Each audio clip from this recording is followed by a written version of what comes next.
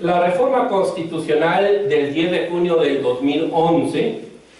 sin duda alguna, es la reforma más importante que ha sufrido la Constitución política de los Estados Unidos mexicanos del 5 de febrero de 1917. ¿Por qué justifico que es la reforma más importante? Porque por un lado incorpora con el máximo nivel normativo los derechos contemplados en los tratados internacionales celebrados por México, y por otro lado modifica muchos artículos de la Constitución precisamente para adecuarse a este nuevo estándar. En muchos ámbitos académicos y jurisdiccionales se ha dicho que la reforma del 10 de junio, conjuntamente con una anterior, la del 6 de junio, también de ese mismo año, que modificó artículos constitucionales en materia de amparo, involucran un cambio de paradigma absoluto en materia de derechos humanos y del medio procesal por excelencia para hacerlos valer, que es precisamente el juicio de amparo. De esta manera no solo disfrutamos ya en México de una ampliación de derechos, que realmente creo que fue una actualización. Si bien ha habido pequeñas reformas anteriormente al 2011 en materia de derechos humanos, pues nuestra Constitución se había quedado rezagada conforme a compararla con el estándar internacional. En materia de derechos humanos en el mundo, tanto en el sistema regional americano como en el sistema universal de Naciones Unidas, pues se habían dado pasos agigantados. Primero con una Declaración Universal de los Derechos Humanos, previamente con una Declaración Americana de Deberes y Derechos Humanos, luego después, a 1966, con los Pactos de Nueva York, en 1969 con la Convención Americana de Derechos Humanos, y una serie de tratados en varios temas, y México se fue rezagando. Había temas donde francamente México estaba muy por debajo del estándar internacional. Por eso es que esta reforma nos pone al día, pero además adopta el sistema más avanzado para la recepción del derecho internacional de los derechos humanos, que es ponerla al mismo nivel que los artículos constitucionales. Es decir, el Poder Revisor de la Constitución en México opta por un sistema donde todos los instrumentos internacionales en materia de derechos humanos se incorporan al texto constitucional sin estar propiamente en el texto constitucional. Tienen ese mismo nivel normativo. El decreto del 10 de junio de 2011 reforma el artículo primero, el tercero, el 11, el 15, el 18, el 33, el 29, el 89, el 97, el 102 y el 105, y cambia la denominación del capítulo primero del título primero de la Constitución. Yo encuentro, y así lo hago ver en mi libro y lo documento, que finalmente el objetivo de la reforma era dar una respuesta congruente del Estado mexicano a muchos informes, recomendaciones y observaciones que muy puntualmente organismos internacionales ya le habían formulado a México. De forma ilustrativa de lo que yo digo, hay un diagnóstico sobre el estado de los derechos humanos en México, elaborado por el Alto Comisionado de las Naciones Unidas en la materia en 2003, que estableció como primera recomendación a México reformar la Constitución para incorporar el concepto de derechos humanos como eje fundamental de la misma Constitución y reconocer a los derechos humanos consagrados en los tratados con esa misma jerarquía normativa que la Constitución, por encima de la normatividad local y federal.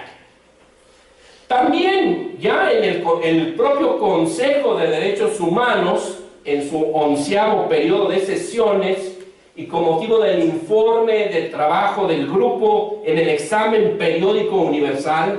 que como vamos a ver en otra cápsula, se refiere a uno de los mecanismos no convencionales en materia de derechos humanos, ya había recomendado a México lo mismo: reformar la Constitución para incorporar el derecho internacional de los derechos humanos en el máximo nivel normativo. De esta manera se explica mucho el sentido, el alcance de la reforma del 10 de junio de 2011. Por eso es que se optó también por modificar la denominación del capítulo primero del título primero. Ustedes recordarán que con anterioridad la denominación de ese capítulo primero era de las garantías individuales. Se modificó ahora para designarse como de los derechos humanos, pero siguiendo una tradición constitucional en nuestro país, se le agregó y sus garantías. No es materia de discutir en esta cápsula a qué se refieren esas garantías, pero no es en el aspecto procesal o una garantía, digamos, adjetiva, sino se refiere a una garantía sustantiva o primaria, como la reconoce Luigi Ferraioli en varias de sus obras. De esta manera, el Poder Revisor de la Constitución reitera la idea tradicional de nuestro constitucionalismo de que los derechos humanos son preexistentes. El Estado mexicano, a lo largo de su historia constitucional, ha reconocido a los derechos humanos como preexistentes.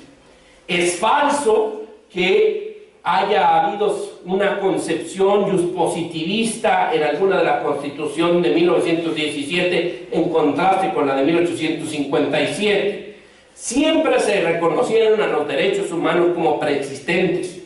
Pero como bien lo explica don Jorge Carpizo, de lo que se trataba era de darle garantías a esos derechos,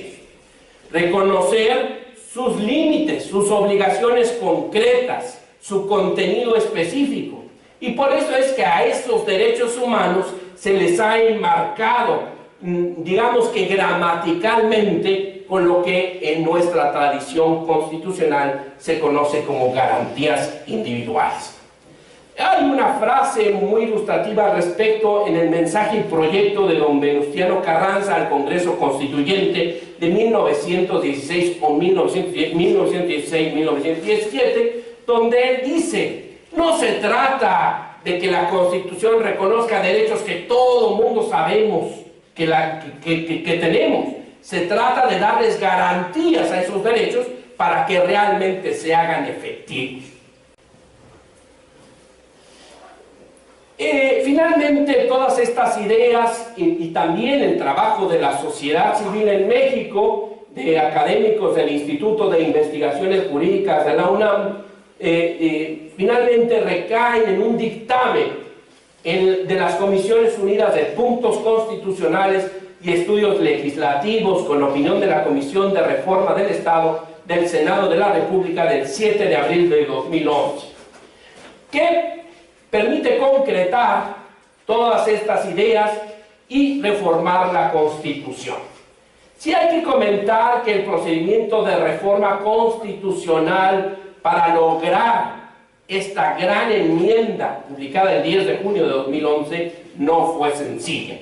Empezó el 25 de marzo de 2004 y que finalmente se pudo concretar en esa publicación del 10 de junio del 2011. ¿Qué tiene esa reforma? ¿Dónde está la importancia de esa reforma? Desde luego, en el cambio de la denominación del capítulo primero del título primero, y donde sí creo que está la sustancia de esa reforma en la modificación del párrafo primero del artículo primero. En establecer también en el artículo primero lineamientos interpretativos para los derechos humanos, establecer deberes concretos al Estado en materia de derechos humanos, puntualizar el criterio de preferencias sexuales en la discriminación la inclusión dentro de los fines de la educación en México del respeto a los derechos humanos, de elevar a rango constitucional las figuras del asilo y el refugio, de actualizar terminológicamente el lenguaje utilizado en la extradición, en incorporar el concepto de derechos humanos en la reinserción social del delincuente, en la gran modificación que sufrió el régimen de suspensión y ahora restricción del ejercicio de los derechos humanos en el artículo 9, en establecer una audiencia previa a la expulsión de extranjeros. Y hay otros aspectos también importantes desde el punto de vista orgánico que incorpora esta reforma de 2011, de incorporar dentro de la política exterior de México el respeto a los derechos humanos, en una reestructura de la Comisión Nacional y de las comisiones locales de derechos humanos,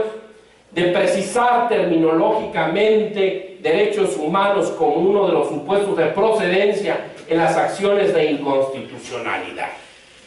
Otra reforma muy importante de la modificación en la parte orgánica del 10 de junio de 2011 fue la desaparición, o más bien el traslado de la facultad de investigación de la Suprema Corte ahora a la Comisión Nacional de los Derechos Humanos.